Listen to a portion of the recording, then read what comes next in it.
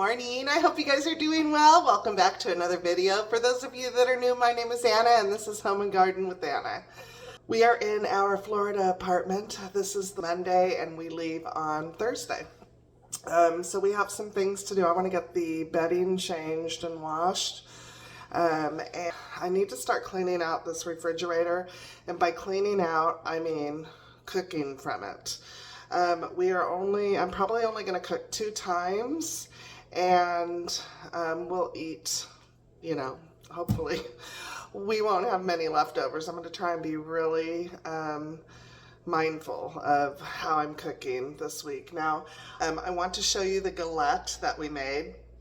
It's early here and dark. I was watching some YouTube. Oh, my salad spinner I ruined. I put in the dishwasher, and you can kind of tell I warped it, so this no longer fits on it, which is a major bummer. Gotta throw that away. Okay. So I told you guys that the galette, you can cut pieces and then eat it by hand, and I'm gonna show you what I mean by that. The crust on this is just absolutely amazing. I just cut a little piece. But here it is, and this is what I mean by you can eat it by hand when it gets cooled off. This tastes just like a delicious croissant. It's so good.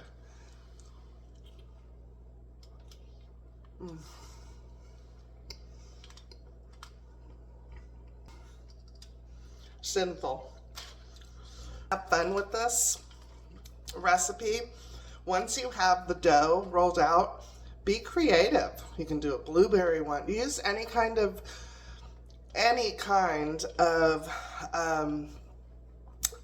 fruit that you have, and just be creative with it. You can do, I'm gonna make an apple caramel one today because I want to use some of these apples. So we're gonna do that one today, but be really creative. I don't have a recipe for this. The whole point behind that is to, you don't want something that's super ultra sweet. You really want the fruit to be the flavor. And I used monk fruit with this, and so the peaches really shine through with this galette. It is so good. I mean, look at that crust. I don't know if you guys can see how flaky that is. It looks just like, or tastes just like a croissant. It's delicious. This crust would even be wonderful if you wanted to do like a rustic type quiche in it or something like that. I mean, seriously, have fun with it. I think the kitchen should be a fun place to experiment. Sure, not all your recipes are going to come out perfect the first time. Some of them you'll be a hit the first time, and if it doesn't come out perfect the first time, that's okay. You'll know the next time what to change. And I just think that the kitchen doesn't have to be intimidating. It could just be fun. Just have fun with it. There are no rules. Okay, so anyways, and I love this type of baking, by the way, because it is the kind of baking where, yes, you do have to measure out pretty much everything for like the crust, but as far as the topping goes, have fun with it. Somebody asked if they could use frozen fruit, sorry. Absolutely. Why couldn't you make a berry one, or just frozen, whatever you have in there. The only thing that, and you'll have to try it out. I've never done that before, but my cooking mind is telling me that frozen fruit will release a lot of water. So I would probably thaw it, like pour it in a strainer and set that in my sink and let it thaw and all the liquid come out, and then use it that way. That's probably what I would do, but yeah, go for it if that's what you have. So we're gonna go ahead and get some cleaning and some everyday homemaking motivation for you guys. I gotta get some cleaning and some cooking. We're gonna get it all done today. I hope you guys enjoy. Homemaking is such a joy to me. I look forward to it. I know that it can be tedious sometimes repetitive, doing the same things over and over again. But I truly have found joy in homemaking. I really look forward to, what I'm going to be doing the next day. Although I do have my days where, and I'm allowed, where I take breaks and I don't do anything and that kind of thing. Sorry for the background noise. I have the dishwasher going and it is quite loud here at the apartment, so I apologize for that. But I am so happy that I have this outlet where I can create, homemaking videos and share them with you to inspire and motivate you guys to do the same. I think that homemaking is a lost art, and I am trying with every ounce of my being to bring it back, and it really does make me happy to see a lot of the younger generation getting on YouTube and sharing how they are taking care of their families and their home. It's truly an art. And it's not something you're born with. It's definitely something that has to be taught to yourself, and you get better and better with it as age goes on, right? So I'm just so happy that I get to share that with you guys, and I just wanted to throw that in there. It's truly a passion of mine, and it makes me so happy I get to share it with you. That's really all I needed to get started this morning. The apartment's clean. So I'm going to sit here and crochet a little bit. I started making this blanket, this is embarrassing, 4 years ago. And it was when I found out I was having my first granddaughter, and I said, oh my gosh, I'm making her a blanket. Anyways, this is as far as I've gotten with this blanket. That is it. And I have this basket full of yarn.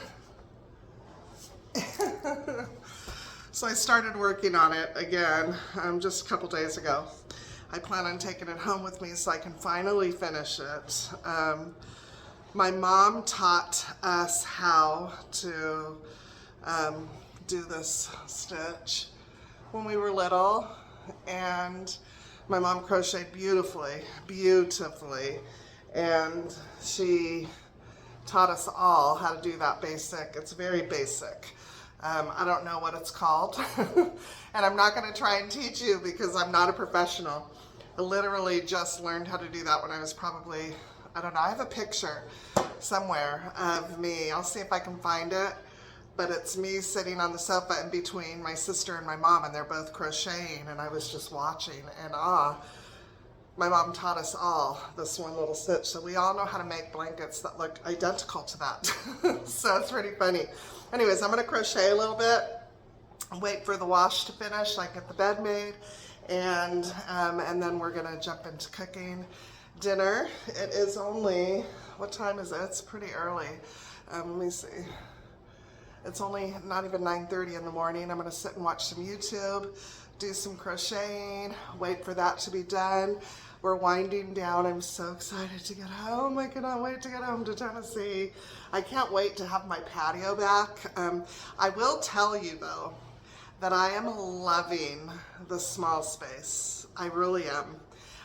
We have everything we need here, and the only things that I miss is a front porch, a back porch, so I can get outside and sit.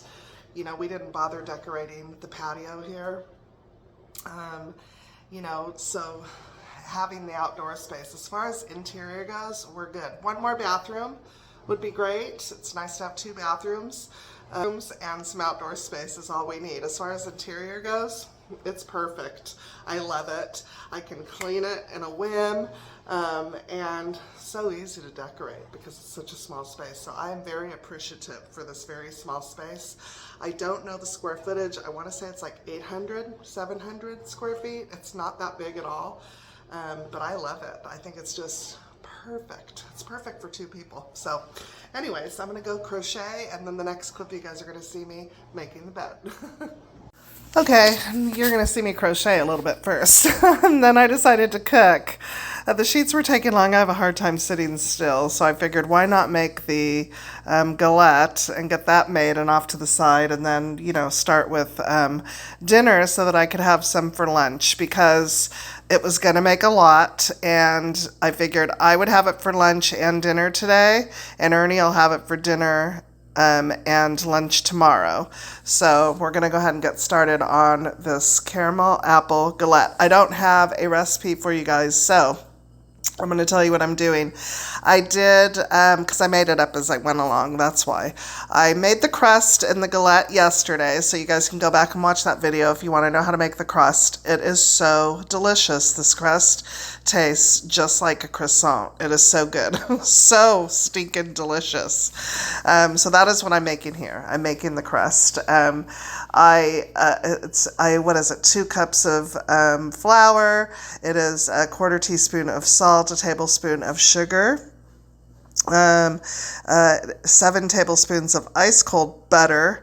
I froze mine and shredded, and ice water, a little bit at a time. And as far as the consistency goes, you want to get that butter incorporated with the flour, just so that it is kind of sticky, like if it's sticking together and it's like little pea amounts. And then you're going to add the ice water. You want the dough to come together, but you don't want it sticky, so it'll still come off of your hands very easily. It's not sticky at all. So you're just adding like a tablespoon of water at a time and incorporating it. That's when you know that the crust is done. We're going to get that rolled out onto a piece of parchment paper, and that's because we're going to bake it on the parchment paper. So we're going to get it all rolled out here, and once I get it rolled out to the size that I want, and this is a very rustic pie, so it doesn't have to be perfect, I'm going to sprinkle it with a tablespoon or so. No, not even a tablespoon. I'd say half It's a sprinkle of monk fruit and some cinnamon before I lay the apples down, because these are Granny Smith apples, so they are very tart. So I was trying to add sugar where I could, just to sweeten them up a tad, but I really wanted the tartness and the freshness of the apple to shine through. So I'm getting 3, I had brought 3 apples over, but I ended up only using 2, getting them sliced up pretty thin. Now I chose to not peel my apples, and I probably should have. They're not horrible, it's not horrible, but they're not the same, you know, if you're making a pear galette, you wouldn't obviously peel the pear, but the apple, this green apple especially, probably, I mean, you know, it was a little chewy, but it wasn't horrible. So keep that in mind. After sprinkling the cinnamon and sugar on the dough, I'm going to go ahead and lay my apples out as best I can.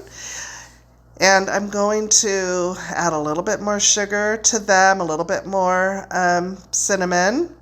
I'm going to add some walnuts because that just sounded good to me, but you can use any nut that you want. You can use any fruit that you want. Have fun with it. This is supposed to be a fun dessert. I'm going to use the 1/8 tablespoon from that stick and just kind of crumble it up around the fruit. And then all you're going to do is pull that dough up and just kind of press it into place, and you know, just kind of press it just kind of like that, seam it. See, I add a little bit more monk fruit and cinnamon, the walnuts. I'm going to do an egg wash on the crust.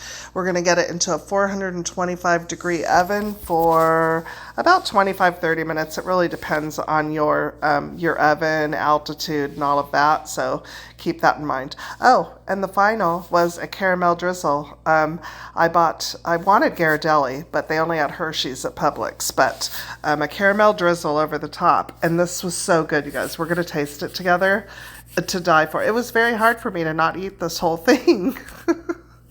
Alrighty, now it's time to get dinner started. I'm making that gomikaya, that shut up and eat. I pulled out whatever ingredients I wanted. I'm using garlic and onion and zucchini and potato and jalapeno and tomato. You could add celery, you could add carrots, you could add anything you want to this dish if you choose to make it. You don't have to make it spicy. You can omit the jalapenos altogether. I used 2 because the gentleman that we got them from said they were very spicy. But I forget I'm in the South, and they were not spicy, or not as spicy as he said. They were perfect, actually. So I'm glad I only used 2. So we're just going to go ahead and get that taken care of. This is an everyday dish, something similar that you would find in any Mexican household on any given day. It's similar to picadillo, it's comicaya, whatever you want to call it. It's just making the best meal possible out of what you can find in your refrigerator. Something that's healthy and delicious. Now, I'm not a big meat eater. Ernie had bought these little tiny steaks a couple weeks ago, I suppose, before I got here, and I decided to go ahead and use them in today's meal. It's perfect amount for him to have meat, so I'm going to go ahead and cook it up with all the veggies, but I'm not going to eat any of the meat, or if I get a piece or two in my dish, I'm fine with just the broth and the veggies. Oh, look at the galette. We're going to taste that in a minute. So stinking good, you guys. Oh my gosh. So good. So anyways, I take all these veggies and I put them all in the bowl together like a big dummy because the zucchini cooks too quickly. So I ended up having to separate those guys out later because you don't want to put them in right away because they will turn to mush. And I like them to hold up, you know, and have some substance. So anyways, here are the little steaks. We're just going to get those cut up real quick into tiny little pieces. We're going to season them up with some salt, some pepper, some garlic powder, some onion powder, and then we're going to take them over to the stove and get them fried up in a little bit of avocado oil. I like those brown bits on the bottom of the pan, so I'm going to cook them for a minute because I want some of those. They just add flavor. So now I'm here cutting up a couple of potatoes. I only used 2. Perfect amount. I'm not overdoing it in the kitchen this week because we're leaving, remember? So 2 potatoes was the perfect amount. Now I'm taking the tomatoes fresh, and I'm going to toss them into the little blender with some water and some chicken bouillon and get those blended up. No need to cook them beforehand. They are going to cook in the dish on the stove. So we're going to add the onions, the garlic, and the jalapenos, and we're going to fry those up with the meat. And then we will add the potatoes. As soon as the onions are a little translucent, we're going to go ahead and add the potatoes in, and then we're going to pour that beautiful tomato broth in, and we're going to let that simmer for about 30-35 minutes, and then we're going to dump in the zucchini, which I did off camera, but I'm going to give you a shot of it right before it's done. But look how beautiful this is, so fresh. And the house at this point was smelling like home. It was just smelling amazing. Here's a shot with the zucchini, which I added in right before it was done, and I was ready to turn it off. I like them soft but still firm, if that makes any sense. Because it was going to sit on the stove for the day before Ernie got home, so I knew that they were going to soften up quite a bit. So I'm going to go ahead and get the bed made. It always feels so good to climb into bed, doesn't it? After you get your sheets made, it's my favorite. A queen-size bed is much quicker to make than a king-size bed. I can't wait to get home to my king. I miss my king-size bed. You just get used to that room, that spread, and I'm a stomach sleeper with, I'm a hog, I'm a bed hog, if you will, and Ernie will tell you that I'm a blanket hog too. He's just become accustomed to sleeping next to a blanket hog and a bed hog. I just am, and when I'm asleep, I'm dead to the world, so whatever he complains about, I don't remember, so he doesn't complain. I'm just kidding with you, but I am a bed hog and a blanket hog. He says sometimes I do things with the blanket he doesn't understand. It'll be like in a big wad in between us. He's like, how did you do that? Okay, now I'm going to go ahead and serve myself a plate because it was lunchtime and I was hungry and the house was smelling fabulous. And I wanted to do a taste test, obviously, with you guys. So we're going to go ahead and serve up a little plate, warm up some of those yummy corn tortillas that we got from the tiendita. I was giving you guys I don't know if you guys know the difference between a good tortilla and a not so good tortilla, but these were amazing. I had those beans, heated up a little bit of those, added some of this to the beans and the tortilla, and oh my gosh, this was such an amazing lunch. Ernie's going to be so stoked when he gets home. Ernie's going to be a happy guy when he gets home. I'm going to enjoy the rest of this. It tastes like home. There are some dishes that just remind you of your parents and being a kid at home, smelling the food cooking and tasting it just takes you back to childhood. That's one of these meals. Well, now I have to try the galette. It smells amazing and it's cooled down sufficiently. Look at this.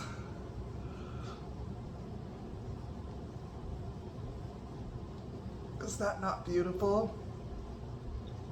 Let's take a bite.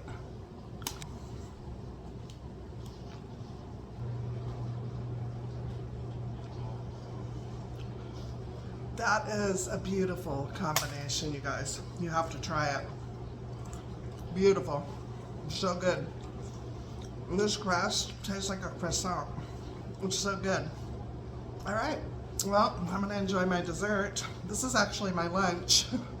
I'm probably not going to eat again because it's already 1. But that is going to do it for today's video. I hope you guys enjoyed today's video. I hope that you got lots of inspiration for being in the kitchen and homemaking in your own home today. I want to thank you for staying till the end, and we'll see you in the next video. Bye.